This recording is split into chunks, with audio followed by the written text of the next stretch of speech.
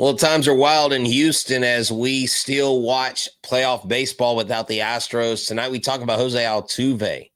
Is this a regression, a sign of, or is this just an off year by the first ballot Hall of Famer? Let's talk about Altuve right now. Yainer Diaz, this is Locked On Astros.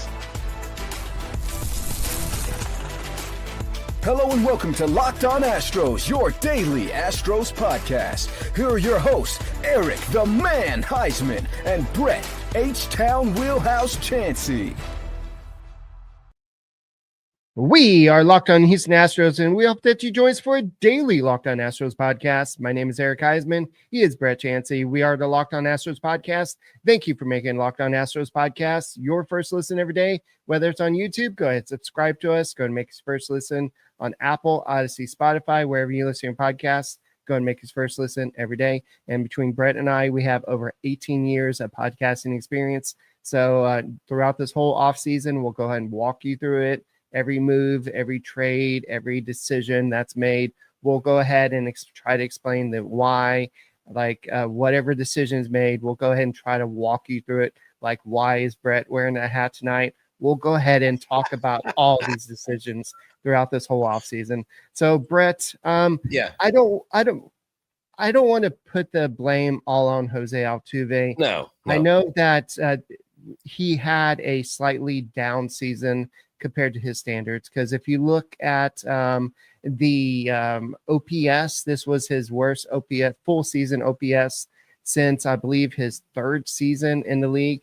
So there was a regression, or maybe it's just maybe he just didn't have a good season. So we want to kind of look at what went into this season and what to expect in 2026, because we all literally still love Jose Altuve. Right. Oh, yeah, no doubt. And just for those of y'all wondering, this is just a hat that I bought when when Hat Club put out a stained glass collection. I couldn't pass up the Pirates hat. They had an amazing 1970 or 70th World Series patch on the side, and I've actually never worn it. And I randomly threw on the first black hat that I saw with my shirt when I was going to the store, because I like to match a little bit. So I haven't changed allegiances. I'm not becoming a Pirates fan, although I do like Paul Skeens a lot. Maybe this will bring him to Houston. I don't know.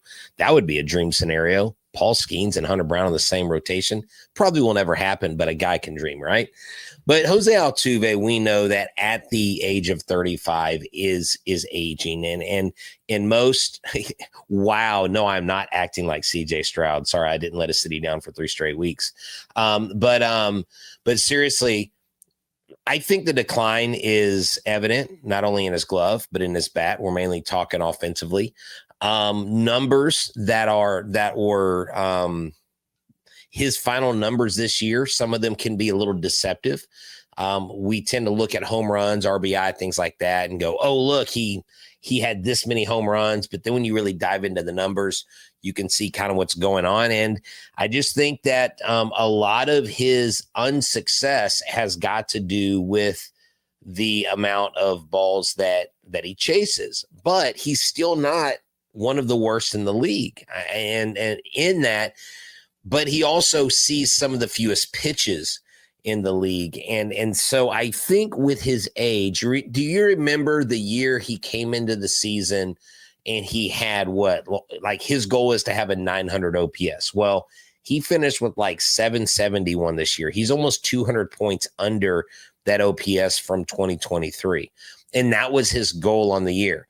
And then the next year, he's like, every year he's had kind of a goal. I want to hit more home runs. I want to do this. I think what Altuve needs to focus on, Eric, to be successful in 2026 is to go up to the plate. He's got to see more pitches. Now, he may just be that guy. He may just be, I'm gonna swing at the first pitch no matter what. But as you get older, you have to adjust your game. When you look back on the great hitters, the consistent hitters, the Ichiros, Edgar Martinez, Paul Molitor, all these guys that were great hitters throughout their entire career, right? Mm-hmm. They adjusted. Some of those guys hit for more power when they were younger, although they weren't power hitters. but they started spraying the ball around the baseball field. And Altuve does do that. He will poke a ball that is on the outer half of the plate and, into right field for a single. But he's going to have to, I think, adjust his approach. I think he's going to have to be less aggressive at the plate and be more selective when he swings. He's getting older, 35. Father Time is undefeated, unless you're Aroldis Chapman throwing 103 miles an hour on the mound at, how old is he? 37. Yeah. That's insane. And, but Altuve's, I don't know that he's going to be better next year, but he can have more success at the plate, I think, if he's more selective. Yes. So, Brett, you'll have to explain to people in a second why you changed your headline down there. Locked On Pirates. I don't know why the heck you did that, jerk. But what the crap? Altuve in I'm going to sue you. That is character defamation. Wow. In 2012, he had an OPS plus of 101, and then the next season he had, in 2013, he had an OPS plus of 89. So in 2020, he had OPS plus of 71. But granted, that was in a limited amount of games. So this year he had OPS plus of 112. That was down from 124 the year before, 151 the year before that, and 161 the year before that in 2022. So there's definite decline over the past 3 years or 4 years. So you can look at a lot of different factors. We'll talk about the chase rate in a second, but just looking at how many strikeouts he had in 2022, 87, 2023, 71. In 2024, he had 119. In 2025, he had 109. So the past 2 seasons, he did have more than 100 strikeouts. His 162 game average is 93. So he was 10 over, or more than 10 over his normal strikeout average. His OPS was about 50 points lower. OPS plus was 50 points lower than his normal 162 game average. So there's a lot of things that said this was a bad season. We're not blaming Altuve. He did have 26 home runs, 76 RBIs, which was up from the 20 home runs and 65 the year before. No, yeah, definitely. And look, I'm not okay. He's the best second baseman on the team. Defensively speaking, is he? I don't know. I mean, if you want to do a deep dive into the defensive metrics, and look, us saying he's not the best defensive second baseman or he's not what he used to be is no disrespect to him. He is a future Hall of Famer. I get that. Yes, Luke, I did meet Bracamonte at Lids. Yeah, he was at Lids the other night. And Tej, I actually do believe in this statement. I do believe that Aroldis is on some sort of PED. There's no way the guy is that yoked and throwing that hard at 37. You are probably correct about that. He just hasn't tested positive. But with Jose Altuve, the thing you can't doubt, the thing that you can't glaze over is that this guy cares. This guy was genuinely upset when the team didn't make the playoffs. Okay. Whether in the back of his mind, he felt like they would be able to really compete. I mean, right now, the Reds got the brake speed off of them last night, and tonight they're winning 2-0. They're throwing a shutout. They hit 5 home runs yesterday. So again, you get in the playoffs, all bets are off. Now, I'm not saying the Reds are going to win tonight and win game 3. But when you're in the playoffs, you have a chance. So that's why a lot of us as fans were actually cheering for the Astros to make it, even though not a lot of y'all, but some of y'all on here, some of our regulars, I just wish they would miss the playoffs because you think that somehow missing the playoffs, you're going to get all your wishes and everybody's going to be fired and all that stuff. I don't think that's going to happen, fellas. Now, I did read an article today, and I always give credit, Eric, when I read articles. Larry did offer an article for free today that breaking down the Astros, and he actually came up with the Astros actually should have only won between 83 and 85 games. So if you go to larrythegm.com or whatever, and look, I'm only promoting it because I read it and I don't want to take credit for it. I didn't realize that. I read the article and my eyes were open because I still think that if this team was fully healthy, I still believe this team would have won 97 to 100 games, but they didn't. And here we are. Well, even when they swept the Dodgers, I was like, is this fool's gold? When are they going to come back to earth? Because they're playing way above their head. Unfortunately, they did. And we'll go and continue this discussion. What's going on with Jose Altuve? We'll go ahead and look at his whiff rates and some of the sabermetrics next.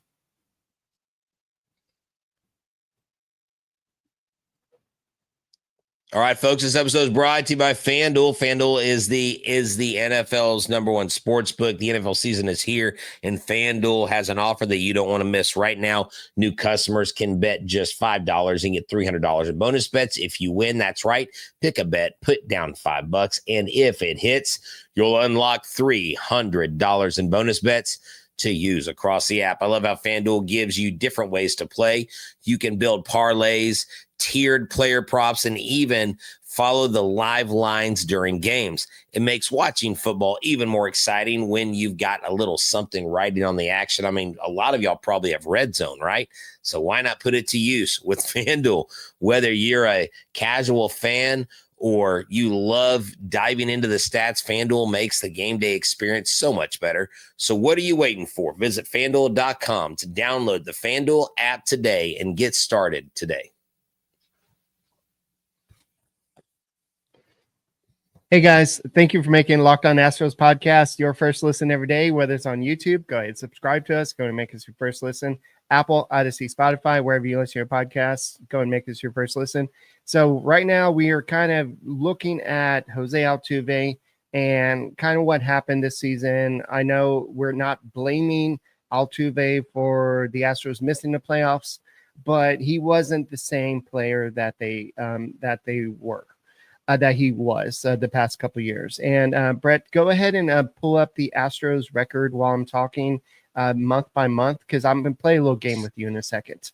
But if you're looking at WAR, because a lot of people know by WAR, I'm not going to look at his MVP season. Well, that was 8.1 in 2017.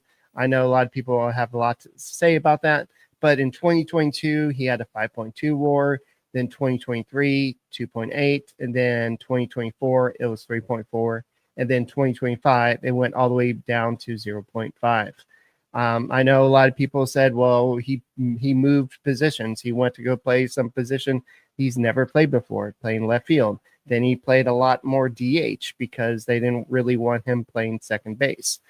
So he didn't really have a set position this year. I think he ended up finishing the season playing about an equal amount at every position. So my question is, we'll play this game in a second, but the Astros seem to go, they succeed, they win when Altuve has success.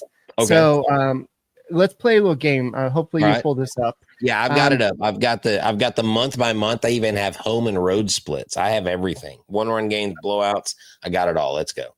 Okay, let's just go ahead and go by March. Do you think what was the Astros record in March and April? Okay, March and April combined. Yeah. Okay, March and April combined, it was 16 and 14. And yeah, 16 and 14 was their record. Okay, so do you think that Altuve had a successful month? Well, he probably was doing a little bit above average, like, or maybe he was hitting around 270. So 274 with 4 home runs, 14 RBIs with a 725 OPS. Nailed it. All right, next one. Okay, May, they were 15 and 13. So they were still around the same mark. Altuve was probably right at the same average or dropped a few points. He went down a little bit. He was batting 262 with a 743 OPS with 5 home runs, 8 RBIs. Okay. So, can I ask this? Was May one of his highest OPS months? No. Okay. You'll figure out which one was his highest in a second. What about June? June, they were 19 and 7. They were on fire, 731 winning percentage. So I would say Altuve was around 298. No, his OPS was a little bit higher. It was at 745, batted 242 with 4 home runs, Okay, I thought 14 his average might have RBIs. jumped. Okay, So all right. let's talk about Well, July. I'm July, going to say they were- the Astros did really good in July. July they were 12-13. Oh, really? Yeah, Oh. they were 12-13 in July. That dispels my whole theory there. Yeah. Well, Maybe you should have. Hold on. Maybe you should have done the research. well, he batted. Oops, press the button. So he batted 363 with a 1055 OPS with 5 home runs and 21 RBIs. So you're saying it's science? That's your Ron Burgundy moment tonight. Let's look at August through October. Are you sure? He batted 231 with a 695 OPS and then 218 with a 680 OPS. 5 home runs, 3 home runs, 8 home runs, 12. I really thought you were going to tell me he was on fire in June because that's like their best month because they were under 500 in both July, August, and September. Paredes and Pena that went on fire at that time. If I remember correctly. I don't know. But my focus is on August and September. That's when they kind of fell apart, and they couldn't get consistent with the offense. So, look, the bottom line, it comes down to execution, boys and girls. It comes down to going up to the plate with a game plan. If a team knows that you are an avid first swinger, they're going to throw you crap. They're not going to throw you. They're going to not pipe stuff down the middle. I mean, look, let's relate this to the playoffs, something that's going on right now. I watched the Yankees and Red Sox series is absolutely really fun baseball to watch right now, just as a baseball fan in general. And as much as an Astros fan, you should hate both of those clubs. You should probably have a little bit more hatred for the Yankees. But tonight, Devin Williams goes out there, and this guy has actually improved his strikeout rate, but man, his walks are through the roof and he's given up a lot of home runs. Mm-hmm. So he goes out there and he elevates a fastball in the strike zone, gets a big strikeout. The guy before him goes out there, Cruz gets a huge strikeout because he elevates, because he throws a fastball and there's rise on it. And they were executing tonight. The Yankees didn't execute the night before, but they executed tonight. When you look at the Astros, it's all about execution. It's all about, is there a game plan? It's all about, okay, am I as a player, I've been in this league long enough, I don't have to have people telling me how to hit, but am I going up there and am I almost an automatic out because I'm swinging too much? Right. You know, now when we get later on to the free swinging Astros, there is one player in particular that has to work on it this offseason. Right. But Jose Altuve is the face of this franchise. Jose Altuve and Correa being reunited, I think, is a great thing for this ball club. But at the end of the day, they have to make the adjustment because they are older. They are not going to be getting better. Now, I think you could have an outlier, really solid year next year, and Jose Altuve probably have his best season since 2023. I think that's very possible, but I do think the regression is real. I don't think it's a one-year fluke because the regression has been evident since after 2022. And after the great season he had in 23, he just has not been the same hitter. Yeah. And so I know that you were talking about the first pitches. I know a lot of us, namely me, say stop swinging at the first pitch, take some pitches. But he's actually taken almost about the same amount of pitches.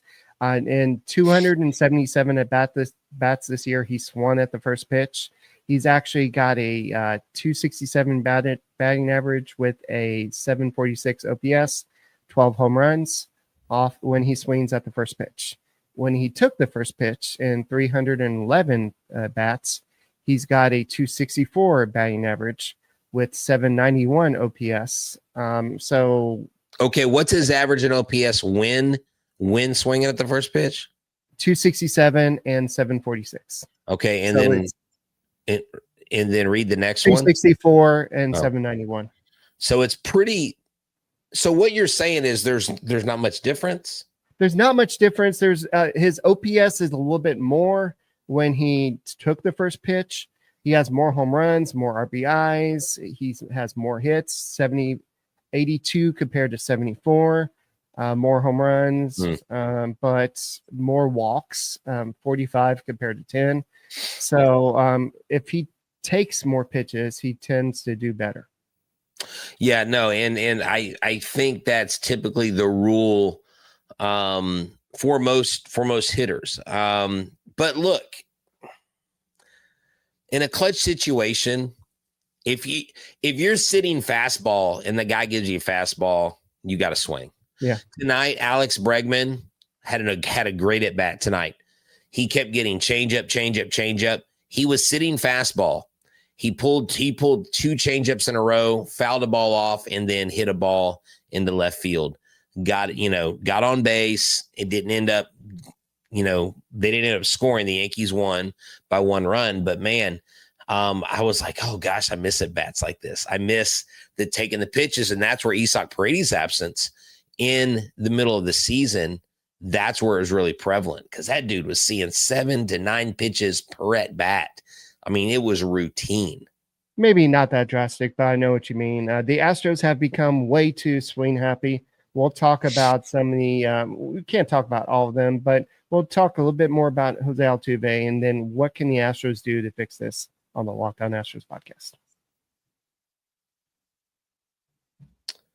Hey everybody, I want to tell y'all about our friends at Prize Picks. This episode is brought to you by Prize Picks. Every day we make decisions, but on Prize Picks, being right can actually get you paid. Don't miss the excitement of this football season with Prize Picks, where it's good to be right. Playing Prize Picks is so much fun. It's a simple way to add more excitement to football. You just pick more or less on stat projections like Josh Allen's passing yards, or the guy on my team, Saquon Barkley, rushing touchdowns, whatever game you're in, it doesn't matter. Patrick Mahomes, CJ Stroud has found the touchdown ball. He's throwing tutties now. So why don't you guys go over and check out Prize Picks? Get the app, download it, use the code LOCKEDONMLB to get $50 in lineups after you play your first $5 lineup. That's $50 in lineups that you get for free when you play one $5 lineup. I'm going to jump on there after the show. Let's code LOCKEDONMLB for $50 in lineups after you get your first $5 lineup. Prize Picks. It's good to be right. And Game Time. If you want to catch a baseball game, a football game, a basketball game, it doesn't matter. Game Time is here for you. And getting tickets is the tough part. It's like, where am I going to sit? Who's sending them to me? Do they have my email? There's so much stuff that you have to worry about. Well, it takes the fun out of buying tickets. That's why I use Game Time. The app takes the advantage back and gives it to you, the fan. Game Time is fast, easy, and backed by the Game Time guarantee. You'll always get a 100% authentic ticket delivered on time and at the best price. Plus, all the fees are included, so the price you see is the price that you pay. I could get the exact view. I get these awesome deals where I pick the section, they pick the row in the seat. These zone deals are phenomenal. It's faster, cheaper, and less stressful than any other way that I bought tickets. So download the Game Time app today. Create an account and use the code LOCKEDONMLB for $20 off your first purchase. Terms apply. Again, that's promo code LOCKEDONMLB for $20 off. Swipe, tap, ticket, go. Down Game Time today. Hey guys, thank you for making Locked On Astros podcast your first listen every day, whether it's on YouTube. Go ahead and subscribe to us. Go and make us first listen. Apple, Odyssey, Spotify, wherever you listen to your podcast, go and check us out. So I know we've been talking about Jose Altuve, and a lot of people will be like, well, you're just reading all the basic baseball stats. Well, if you're looking at the whiff percentage, he's at 20.7, which is in the 74th percentile. If you're looking at the K percents, he's at 16.6, but that's up from earlier in his career. But even the K percent is 78th percentile. So that's what he's kind of in the good area. But the rest of it is kind of in the blue area. If you're looking at the average exit velocity, it's in the 4th percentile at 85.1 miles per hour. If you're looking at the the expected slugging percentage, it's in the 28th percentile. The expected batting average is in 23rd percentile. The xWOBA is in the 20th percentile. So the hard hit percentages are in the 10th percentile. The barrel percentages are in the 25th percentile. Bat speed overall is. Now, when you say, hold on, when you're percentile. saying 10th and 25th, you're talking about the bottom 10th, the Yes. bottom 25th? Okay. Yeah, so imagine a 50% line. So he's on Okay. this side. So he's on the downside of those, is what you're, Mm-hmm. I'm just clarifying that for people listening. So, right. And the last thing I am going to say is the chase percentage. He is in the 5th percentile, which is labeled poor. So he is not only is he in the bottom, but he's in the bottom. So he is swinging at a lot of pitches. He's missing a lot of pitches, whether it's swinging at the first pitch or whatever it is. But we love Jose Altuve, but he is swinging a lot and missing. yeah, definitely. And hey, you know what? I want to tell everybody, I'm not going to say who it is, but we've got a special guest coming Monday night. Monday night, we got a special guest. A current Houston Astro is going to join our show live. So we'll be getting them the questions. I just confirmed it tonight. So I'm excited to give y'all that Monday. And I'm going to be working on other players as well this offseason. But it should be a really fun interview. And none of y'all are ever going to guess who it is. Well, if you have any questions for blank, go ahead and send them to us. But otherwise, we're not going to tell you. But we are going to tell you that there are other players that are having a whiff issue on the Houston Astros. It is not just Altuve. I know Yiner Diaz is one that a lot of people point out. I mean, he had that game where he had the 2 doubles. It's like, yeah, he's finally going to break out. Granted, he had a decent season home run wise, but then he swung at 3 pitches that were way out of the strike zone. And Brett, what does his StatCast look like? We're talking about Yainer Diaz. Yeah. Oh, I was making sure you're asking about that. Now, if we're looking at what he did, okay, so he ranks first in one category. He ranks home first. runs? No, not in home runs. Unfortunately, not in home runs. I'm waiting for why is my baseball savant not going to Yiner Diaz? Oh, there he is. Okay, there he is. It keeps showing me Shohei Ohtani. He's number 1 in chase percentage, and he's number 1 in the lowest, number 2 in the lowest walk percentage. He saw the fewest walks. He chased the ball out of the zone the most, 44.3% of the time. He is actually in the like bottom 30% of K percent. So he's like 77th percentile, which is not bad. His whiff percent is 58th. You want that to be lower.